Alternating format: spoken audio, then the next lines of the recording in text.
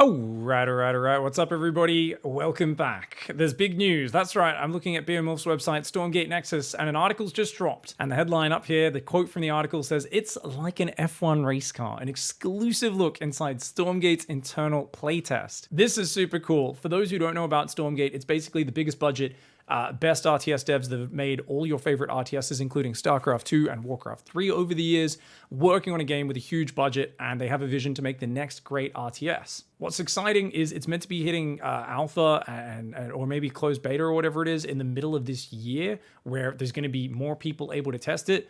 But I mean, I honestly was like, I don't know if they're going to be able to do that in time. They need to rebuild a whole bunch of stuff from scratch inside the Unreal Engine and do all this stuff.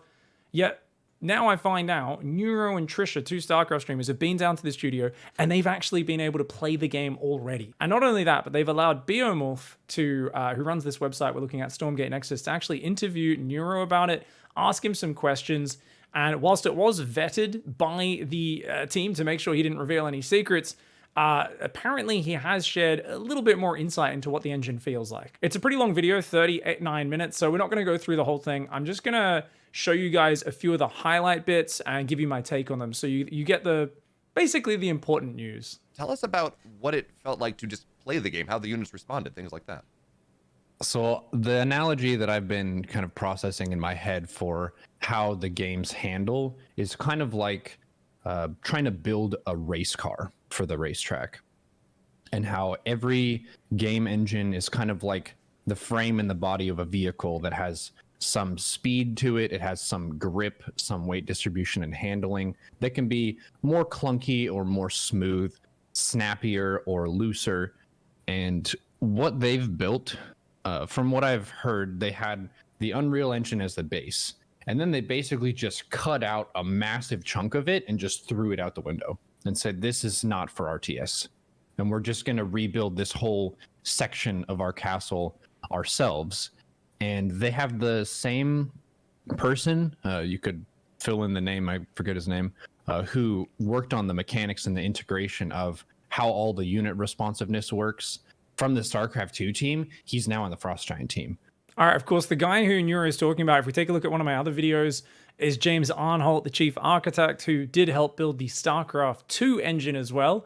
And he's been the guy who's been under the hood in the Unreal Engine building that stuff. Essentially what Neuro is talking about here is how James Arnholt and the team had to rebuild the Unreal Engine. They didn't want to build an engine from scratch, but the Unreal Engine is not designed for RTS, where you might have hundreds and hundreds of units all at once. It's going to derp out. So they've rebuilt that infrastructure, torn it out, and made sure that from the beginning, the entire game is designed to run smoothly and feel good and responsive, and the units to actually move fluidly and not get confused with their pathing, even if there's hundreds of units on the screen at once. So they basically have the same guy, the architect, who has a really fundamental grasp of how these engines work and how to make many units on the battlefield all handle really crisply and well. Their vehicle so far is an F1 race car.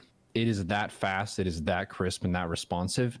I just took several minutes just to like click the units around and watch them move, and then also move or attack move stuff, and then just spam the hold position button to see how fast and snappy everything was.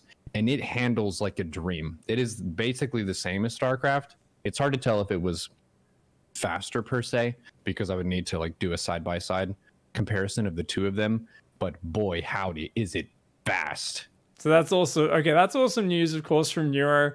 I think considering we know that it's updated at 60 updates a second rather than 22.4, basically 3 times more responsive than StarCraft, and the fact that they've got all this other stuff in there, this is not particularly surprising. I think what's almost surprising is that he says it's kind of imperceptible from StarCraft 2, but as I was saying before, it's like, yeah, I think if you go from playing one to the other, you might notice a difference. But honestly, StarCraft 2 is the gold standard. Everyone would be happy if it just feels as clean and smooth as StarCraft 2. If it actually feels even more responsive and it's something that's noticeable, that would just be a massive bonus. Did you get a chance to, they didn't let you kind of play under simulated lag conditions or anything like that, so you could kind of get a feel for how good rollback netcode feels or not, or was that just not possible?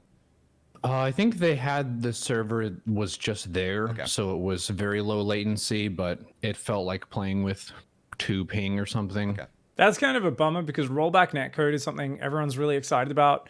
in the same video that I just referenced before with James Arnholt, they were talking about that. Basically, to just dumb it down to real basic understanding, essentially, rollback code allows you, when you're playing with high ping players, rather than the game being simulated on the server, say I'm playing Terran, I'm playing on the American server, I go to put a command center down, right? So or not even a command center, let's do a better one. Let's say I want to siege a siege tank, and then I want to right click on an enemy, Colossus, to target that Colossus.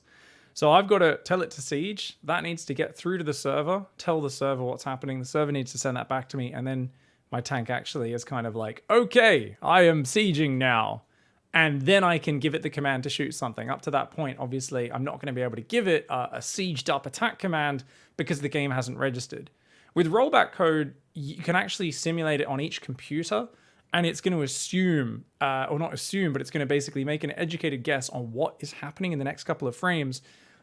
What are the likely inputs from the players? And because they are actually highly predictable.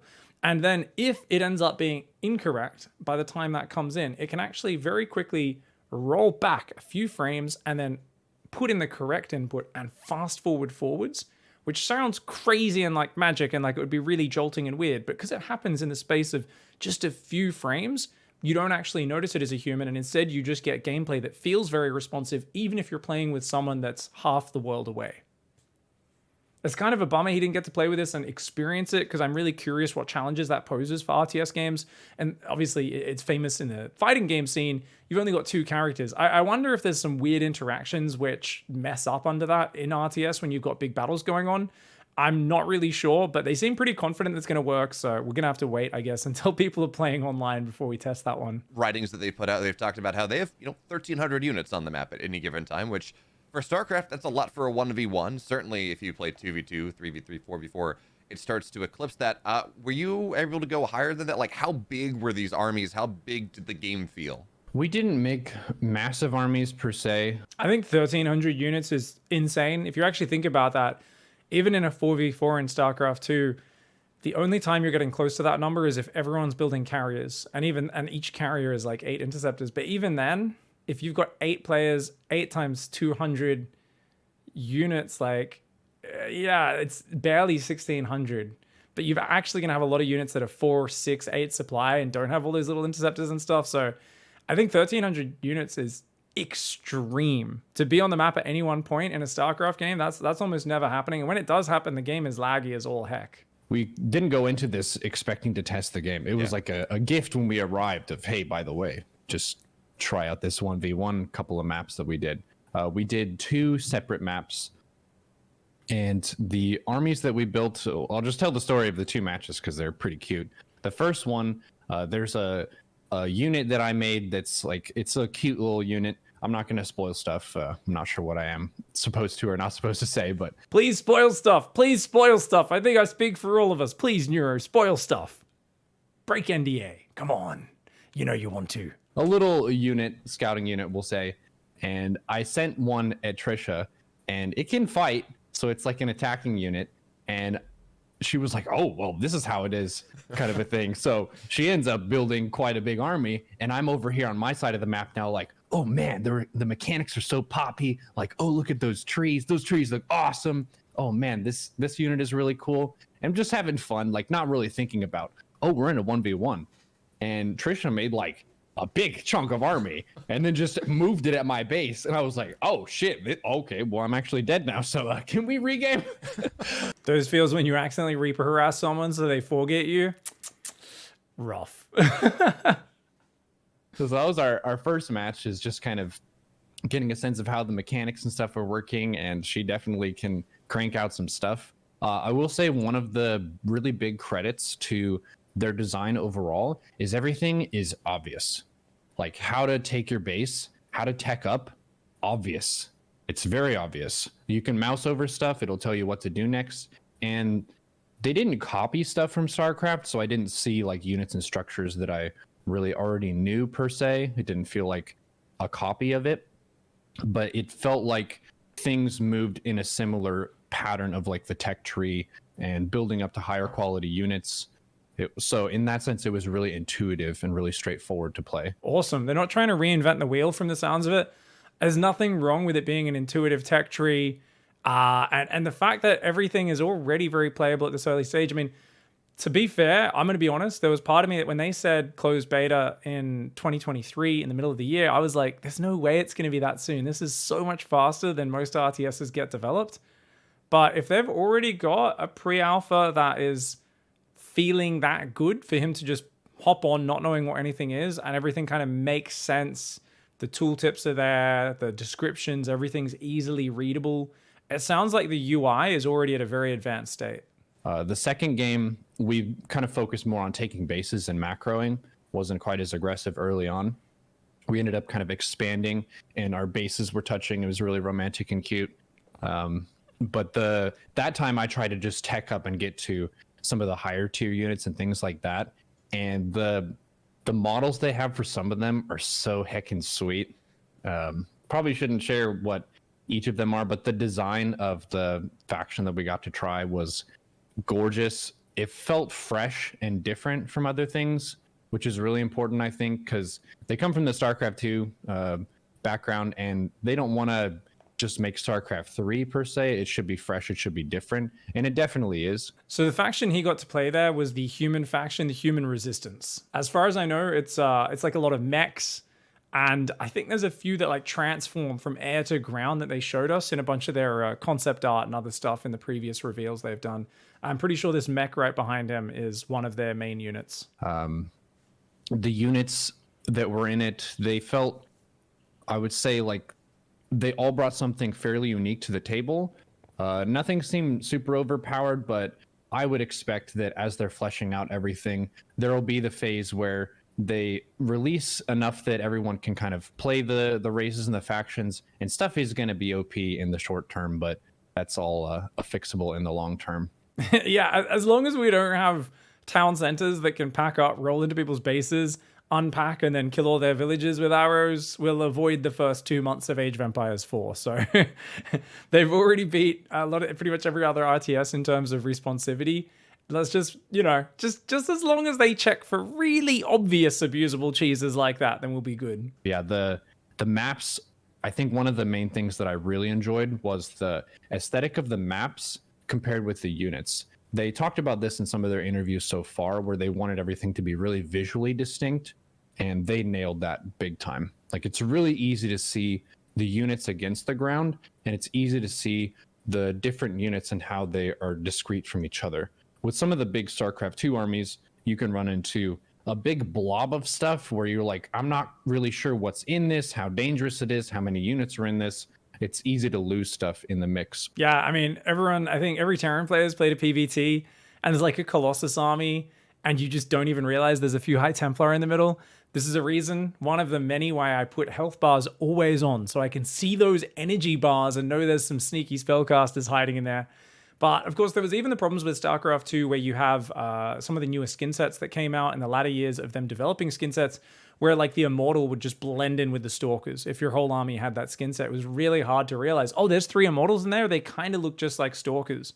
Or, oh, the Roaches got a cool skin. Isn't that great? And I remember someone thinking, oh, you got Burrowing Claws. Like, oh my gosh. And they didn't. It's just that skin got the spikes on their back automatically that looked like the Tunneling Claws upgrade almost identically. So it seems like they've got a very good checklist of making sure things are very easily distinguishable. And he's specifically talking about how, compared to the backdrop on the map, everything kind of pops. So I like this, a real focus on playability. I personally don't care too much if that sacrifices atmosphere, but I know a lot of other people feel differently and are going to be like, no, I still want atmospheric maps and that sort of stuff. I don't think it necessarily has to be one or the other. I'm sure they're still going to make it look cool. But number one is actually having everything pop out. I've definitely played a lot of smaller RTS games that try to get very gritty and realistic, and sometimes I really struggle to tell what soldiers are what, especially more like military style ones, like some of the later Company of Heroes games. You can figure it out once you've played it a bit, but when you're first playing, I'm like, wait, what are these guys doing? What guns do those guys have? What sort of tank is that? And that sort of thing. All right, so the next interesting thing was Beowulf asking Neuro if he could kind of give a sort of tangent to, hey, you played the Human Resistance. They feel like Protoss, Zerg, Terran. Is there a relation to another RTS game what you can say they feel like? It has some elements of multiple of them. Like, I can remember a distinct feature that felt more Protoss-like, and then there are a couple features that are more Terran-like, and even a couple features that were like human Warcraft-like. Okay. And another like broad stroke thing that I believe they've already talked about is the lethality of units and just like what the damage output of armies. All right, so that's kind of cool. It sounds like it's a unique mix of multiple things, drawing from inspiration in many places. We didn't get too much from that answer. What I really love is what Neuro talks about next, which is the lethality, how quickly units die. Another like broad stroke thing that I believe they've already talked about is the lethality of units and just like what the damage output of armies is like. And I think they're trying to split the difference between StarCraft 2 and Warcraft 3. Warcraft 3, you've got like really slow, low impact kind of damage for fights where you have lots of micro potential over a very redacted engagement. And then StarCraft 2, you can just have boom, boom, Widowmine shots, army is gone. And it's that fast. So this felt somewhere in between where you're not watching an hour-long video of a footman and a grunt fight each other, but you're also not watching stuff like get insta-blat by a Widowmine. It felt right in the middle, which is a nice spot. I think a lot of people have complained through StarCraft 2 about some of the really jagged battles and how you can just lose everything in a couple seconds, and it doesn't really give you as much time for counterplay. Okay, so this is really cool. I want to highlight, he said right in the middle there. So he said they wanted to aim between Warcraft 3 and StarCraft 2 in terms of lethality. His example of Footman and a Grunt, just to give you guys a comparison, in case you're familiar with only one game, I'm going to just pull numbers off the top of my head. They're not exact. That would take about a minute, I believe, for a Grunt would beat the Footman pretty convincing. I think it would take about a minute to kill it. Maybe 40 seconds, something very lengthy. A Zergling and a Marine fighting, say, or you know, maybe a Marauder and a Zealot's a better example. It's going to take under 10 seconds. You know, it's going to be over very quickly. Like a Ling versus Marine, probably 5 seconds. Marauder versus Zealot, maybe 10, 11 seconds. So they've gone smack bang in the middle, which is still going to feel almost slow combat-wise compared to StarCraft 2. But of course, nowhere near as glacial as Warcraft 3, which really is like the slowest RTS in terms of battles that I know of, at least. So next up, Beermorph asks about spellcasters and how sometimes people think they're overpowered, like Disruptors or Psystorm in StarCraft 2 or Fungal Growth, Parasitic Bomb, just doing so much splash damage.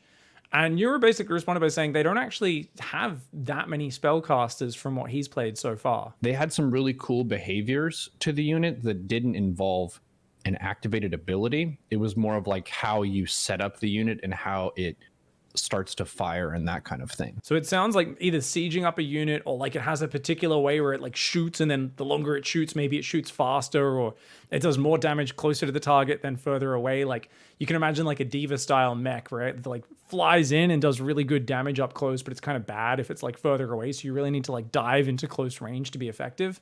That's what it sounds like to me. Next up, Beermorph was asking about how they're going to onboard new players and how it feels to play, you know, your first experience. Neuro was pointing out that basically there's a few things, like you have a global build menu where you can just like build buildings or units from that without having to like control group different production facilities and stuff. But I think what's really interesting about this, and they both kind of have a bit of a back and forth chat about it, which is why I'm summarizing, is Frostgiant have basically said, hey, you can use these easier mechanics, but they're not going to be as efficient usually as doing it manually. There might be a more specific way where you're like, no, I want this worker to build this building. So if you just say, I think a good example here is, imagine you're going to take an expansion as a Terran player. You want to send your worker down when you're at about 300 minerals, get us down there as you hit 400, bam, start the command center right on time. Whereas a noob player in in Stormgate here is going to be like, oh, okay, I've got 400 minerals. They just click build command center, click it on the expansion, and the game is automatically going to task a worker with going down there to build it. But we know, as expert StarCraft players, that's not efficient because you're already up at about 550 minerals by the time that worker gets down there. So there's ways of making the game easier. You're basically making it so you don't feel like you're as incompetent as a low-level player. It brings up that skill floor, but there's still a lot of room for skill expression, and the better players still get to experience and display that. That makes me really happy. I'd actually kind of forgotten about this point, but I loved hearing the two of them talk about that because I think it's very important to give love not just to the low-level players, but also to the high-level players. One of the things that Frostgiant has talked about is that they're interested in exploring this idea of heroes. Did the 1v1 game you play, did that have hero units in any way, or did you get any insight on where they're looking for as they look to go forward with this? No, there weren't hero units in what I played. They did talk about potentially having creeps on the map, but they didn't go into stuff about hero units. They did say that they want to be careful not to go full Warcraft 3 with it, because the more you pile on the power of a hero unit, the more the whole game is centered around the fate of the hero unit. So that's a really interesting point. A lot of people have been up in arms whenever they talk about hero units. There's a lot of people who are like, don't you dare turn this into a MOBA or Warcraft or one of those silly games. And I think in the talks they've said, if I'm remembering correctly, and people please correct me if I'm wrong on this in the comments, but I believe they've kind of said, look, we don't want it to be centralized. They were taking so much feedback in the early days. Should we have heroes? Shouldn't you?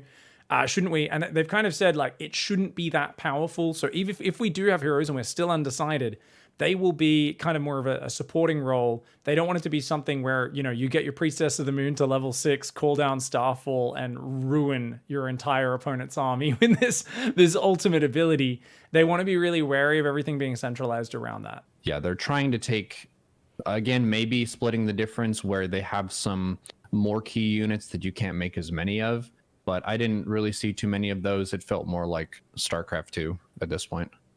Interesting, because at the start, right, when they announced, like, oh, we're going to have hero units, and then more recent interviews are kind of alluding to that maybe only being a 3v3 thing or a co-op thing. So that's interesting. Okay, because I was about to touch on this. I love that BML says that, because a 3v3 thing. So for those who don't know, they've talked a little bit about how 3v3 is going to be very much built into the game as a very important social mode. But they also want to have the 1v1 hardcore for like the StarCraft 2 style esports scene, you know, the Korean players, the 1v1 competition, the height of elite RTS competition.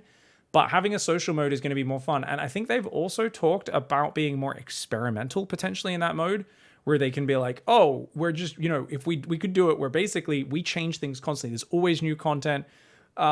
There's things which might be, you know, bordering on a little bit more overpowered, but we'll patch it very frequently to fix them if the community perceives it as too powerful. Whereas 1v1, they would probably be a little bit more conservative and careful with to make sure there's that stability there.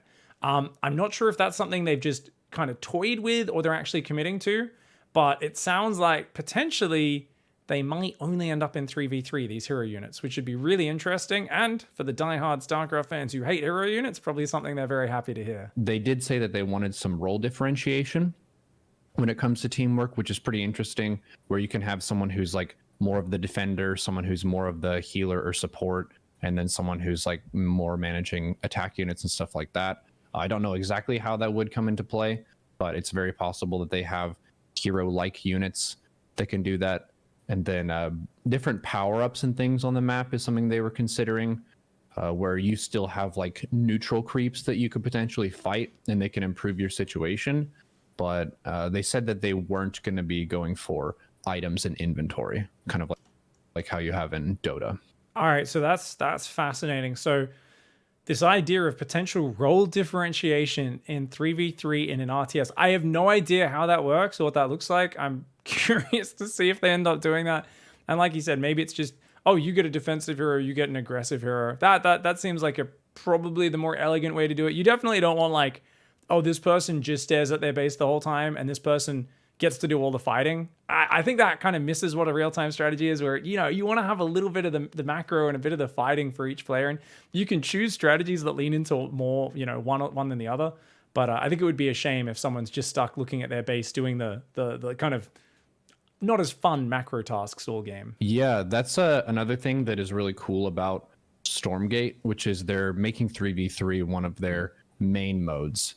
For StarCraft 2, the 2v2, 3v3, 4v4 are kind of like an add-on where they weren't balancing the game around those modes. The map support for them was really low, and it's kind of like if you want to do this, you can. And a lot of people really enjoy it, but it wasn't really something that they poured a lot of resources into. Whereas with 3v3, they want to have a ladder, they want to make a lot of maps for it, and they want to make it more of a key part of the game, because one of the downsides of StarCraft 2 is it's not a very social game in a lot of ways. Like 1v1 ladder is the main mode. You do have co-op, but it's not really as social and fun when it comes to wanting to play with lots of players. So Neuro goes on to say that he thinks that's one of the bigger mistakes StarCraft 2 made.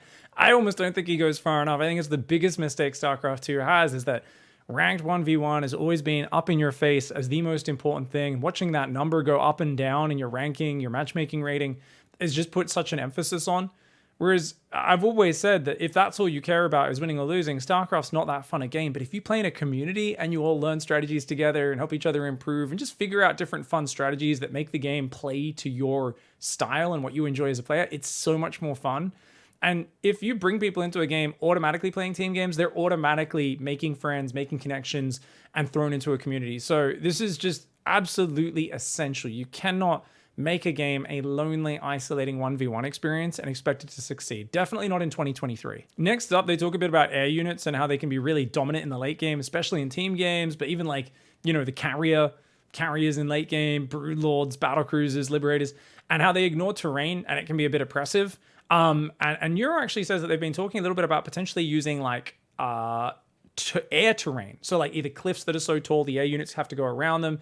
Basically barriers that mean the air units don't just have complete free reign over the maps. They still have limitations. There might be ways in and out, but I guess it would be something more akin to a Reaper ledge. It's like a secret backdoor into a base that only flying units can get in, or maybe it's not that limited. I can't imagine it'll be that limited, but maybe it's just, oh, we'll block a few areas and that way we can make it so air units aren't as powerful on certain maps. They've also said that they don't want that many air units necessarily, I believe. So it might be something where this is just much more about ground positioning. And I think generally that's pretty good because I do think terrain and how you control the map is super exciting. They then start chatting about AoE damage and also how much the units clump or spread.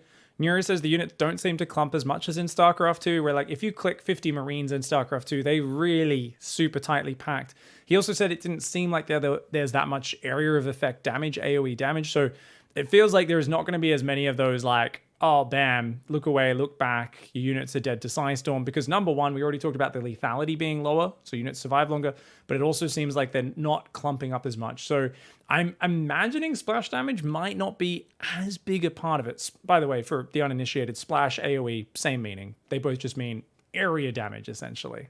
So they talk about a few other topics, and I definitely recommend you go and watch the full interview to actually see everything. Once again, links down below. I'm not going to cover every piece in it. You guys should absolutely go give Beermorph some love and check out the full thing over there.